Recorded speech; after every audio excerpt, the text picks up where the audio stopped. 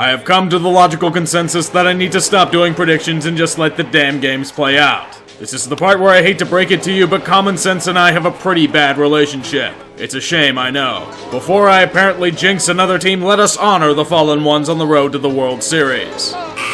On that wild card night, I was looking forward to seeing two good baseball teams duke it out for a chance at upending Houston. What did I get instead? I watched a team die. I saw them get shanked on the outfield grass in front of 50,000 fans and slowly bleed out over the next 3 hours. It's not like they even did anything wrong. Sean Manaea was the right choice to start, he just didn't perform. That's all Tampa Bay needed. The rest was a gust of quality pitching to lead the Athletics to their 9th straight loss in an elimination game. Once again, they keep chasing that rainbow, but they never get there. Their newest dilemma is arguing with the city of Oakland over their awful stadium and might be moving to Las Vegas. Maybe they'll spend more than a pittance over there. What the hell else can they do? Ownership won't spend and they're on a hamster wheel. Are they just doomed? There are certain things that you just can't explain. No matter how perfectly everything seems to be going, it all just falls apart. The Brewers are the perfect example. A strong finish to the year, their pitchers stifling the Nationals, hitting to where a pin could drop in their stadium. With Josh Hader on the mound for the 8th inning, it should be locked down. The problem is that they've gone to the Hader well one too many times over the past few years. He couldn't throw strikes. With the bases loaded at this point, all they could do is pray. Drive, base hit to right. That'll score one, that'll score two as the ball gets away from Grisham and right.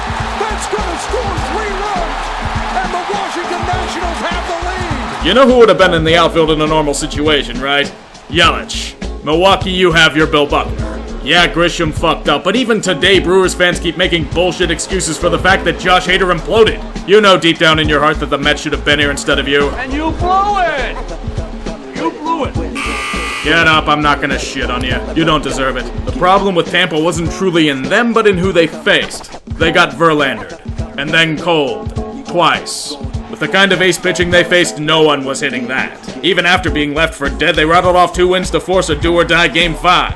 It's at this point where they had to face Garrett Cole Redux while Tyler Glasnow was tipping his pitches. Even for the shitty ending, they had a nice year, but I have one request. Increase the goddamn payroll. You've seen what your management team can do with a bare-bones operation. If you could even give them a budget of $100 million, who the hell knows where they could go? They won't, though, because Sternberger's a cheap ass. A man can dream, though. Twins, I would ask if you like being colonized, but considering your love of being consistently owned by the Yankees, that doesn't have to be imagined. You had the opportunity to end the stale narrative. You merely reinforced several of them, including those not related to baseball. It's quite the shame that your boogeyman can also hit home runs. You didn't. Don't worry, home runs are down in general this postseason due to temperature, or so the MLB wants us to believe. What you should worry about are the 16 straight losses in the playoffs, tying the record in the 4 major sports. You can bitch about the damn Yankees all you want, but when they beat you 13 times in a row when it matters, you are nothing but their bitch. Even for the good season you had, all you do is that? Feels wasteful.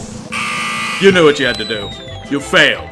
Miserably. Your flaws have been apparent for a while, even if you chose to ignore them. The Dodgers lacked a go-to guy for the back end of their bullpen. Guys like Bellinger and Seager became total liabilities at the plate, but the real issue? Dave Roberts is a god-awful in-game manager. I dare say he is the main reason why you were eliminated this early. The Game 4 bullpen game was a concern, but Game 5's deployments were completely heinous. You needed 6 outs to win after a great start by Buehler, so who do you call on? Playoff Kershaw. He predictably added to his infamous October legacy. After that, Joe Kelly was left to die for a second inning when it was shown he had nothing left. Where was Adam Kolarek? He owned Juan Soto this series. Why wasn't he in the game? For as bad as he was in the stretch, where was Kenley Jansen? This bullpen bumbling should have gotten Roberts fired before he even set foot in the locker room, but he's staying put.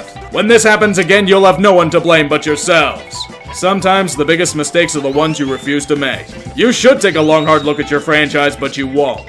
See you next year when you inevitably fall short yet again. What the fuck was that?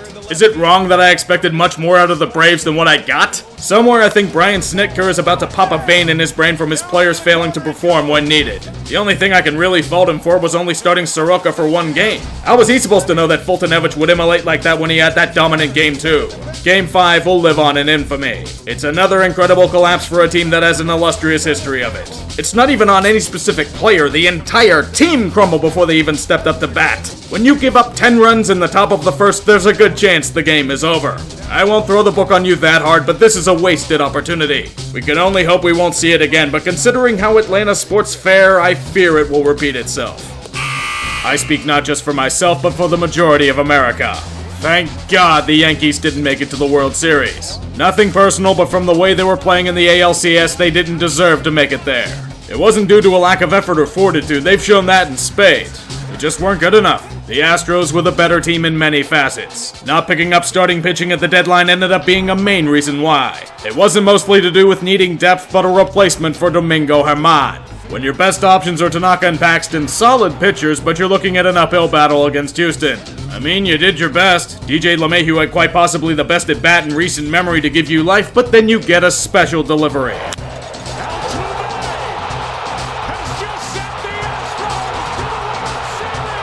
By the littlest engine that could. The World Series will not have the Yankees in it for this entire decade. I serenade you poor fans with promptly 0 fucks and the rest of baseball dancing in delight. Well, I got nothing. Is it a criminal offense that I expected the Cardinals to put up some semblance of a fight? The only logical reason I can come up with for this sweep is that they exhausted all of their reserves of magic pixie dust. They literally had nothing. Absolutely nothing. No answers for the Nats' stellar pitching, St. Louis pitchers falling like leaves on the ground, and a strong fielding team suddenly turning into an on-field comedy. Whatever I say can't do this humiliation justice. It's as if the Cardinals tried to rush out the gate and then decided it would be best to turn into a vaudeville routine. In the first 3 games, they only scored 3 runs against Washington. The Nats more than doubled that in the first inning of Game 4. Yes, you exceeded expectations this year. Yes, you should be embarrassed by this display. Both of these can be correct. Guess that's the price of revenge. You know which series Washington was getting it for. And now we are down to 2. Both worthy competitors with star power to rival each other on the billing. Enough promotion though. Who's coming out of the West? I'm just glad I could save face and have at least one team I picked to go to the World Series make it. I'm not kidding. I'm getting tired of the alleged jinxing that plagues these things and was hoping at least one of them would get it done. The Astros did, but it wasn't as easy as expected. Tampa Bay nearly took them to the brink in Game 5, but Houston did what they had to do and shut the door on their ambitions. The Yankees were another team looking to change their postseason fortunes. They've spent billions in this decade. They need another shot at a World Series. I think Altuve had the final word in that argument. The Houston Astros need little explanation. They are a machine. A carefully sculpted, optimally running, top-notch organization that has devoted much to not only revolutionizing the game, but developing new and advantageous methods to be the best. The rebuild was long and hard, but look at the rewards it has borne. 2017, their first World Series in franchise history after years of pain? That's just the icing on the cake. The team and its fans have gotten a taste of what glory can be at this level. Now, they want it again. Their moves over the past year have signified in bright, flashing lights, all in. There's no time like now to win a championship, especially with the sheer amounts of skill and ability at every position. From 2017, many pieces remain. George Springer, Carlos Correa, Yuli Gurriel, and Jose Altuve continue to lead the hitting core, but new faces emerge. Alex Bregman was on that championship team, but he was still a prospect at the time. Now, he's fighting for the AL MVP. A true centerpiece and added asset to that great core, perhaps even usurping some of them. Michael Brantley, a key free agent pickup. He hit a ton in Cleveland, and that's what he's done in Houston.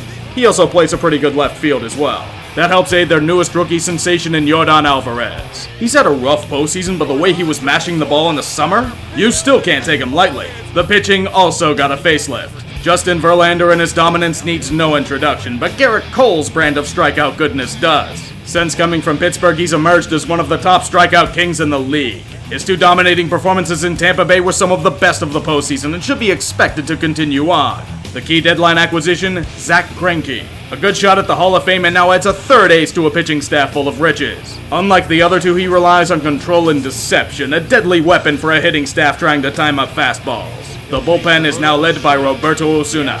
Despite his heinous actions running him out of Toronto, you can't deny his talent and ability. His only real blemish this postseason was an outstanding at-bat by DJ LeMahieu. Even if he falters, they've got plenty more behind him. The Astros are built for one thing and one thing only, a World Series title. This has been stated time and time again, and it doesn't make it any less accurate. Everything has been lined up for their 2nd championship in 3 years. The only thing that could stop them, a team trying to end their own demons.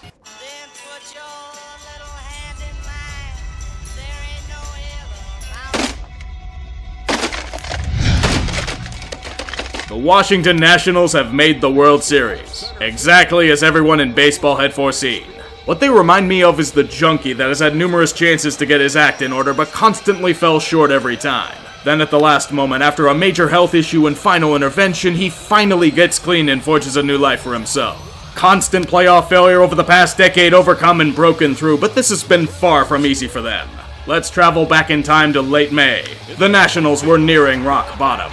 A team expected to compete for the postseason once again fell apart and looked all but dead with a 19-31 record. Bryce Harper was laughing at them as his Phillies sneered at these peons below him from his new throne. Nothing had gone right. The depth signings had fallen flat and their bullpen was one of the worst in recent memory. That ERA at the end of May is something that cannot be exaggerated.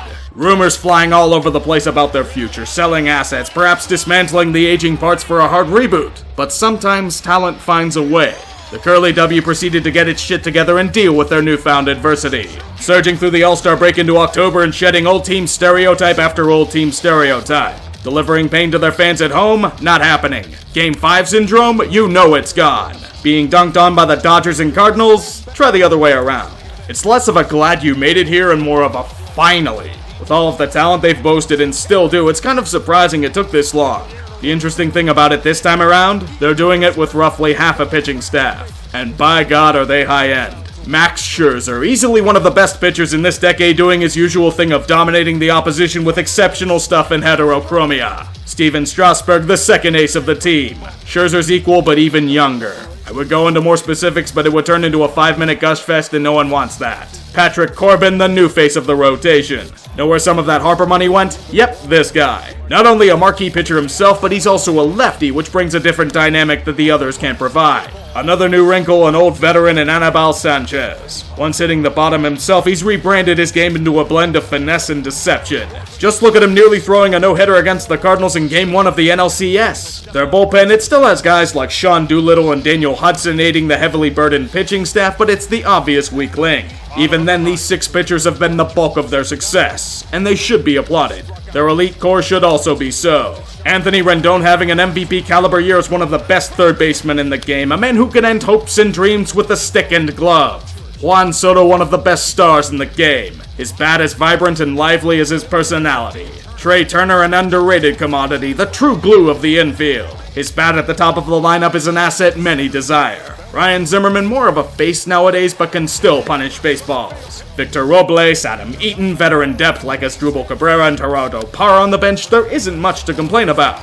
I do have one more key piece to their success this year, Josh Hader. If he doesn't implode in the wildcard game, the Brewers silence the Nationals in their home park. Their legacy of failure adds another chapter, and we're discussing what happens with Rendon and other pieces. Now, though, they get their shot.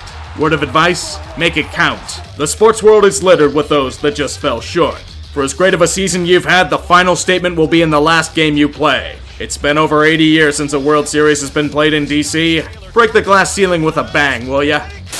You've somehow made it this far, eh? You want a prediction? Well, if the odds makers have any say, this is the most lopsided contest since 2007. Personally, I don't buy them. I think this is going to be a hell of a lot closer than people imagine. With the talent that Washington has, it'll be a tough out. Will it be enough to take out a giant, though? Knowing how wacky this baseball season has been? Fuck it, the Nats win their first championship in 7. Why? Because the sports world wants me to do nothing but eat shit. No other reason. Considering I've tried to analyze everything to only lead to failure, why not throw something in the air? That exonerated me if Washington falls short, right? Should I start congratulating Houston now?